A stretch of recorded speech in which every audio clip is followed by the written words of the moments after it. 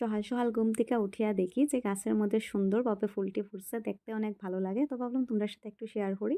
তারপরে চা খাইয়া আমি লাগিয়ে গেছি বাসন ধোয়া। বাসন ধোয়া কমপ্লিট করিয়া আমি সপ্তাহে যে কোনো একদিন চেষ্টা করি আর কি এইভাবে সার্ফ দিয়া ভালো করিয়া সেলফ, তারপরে চুলা, গ্যাসের চুলা এগুলা ভালো করিয়া মুছার। প্রত্যেক দিনই এগুলা সব পরিষ্কার করা হয়, বাট তবুও সপ্তাহে একদিন ভালো করিয়া পরিষ্কার করলে এতটা তেল চিটকা বা এতটা তেলের যেটা একটা চিপচিপা এটা থাকে না।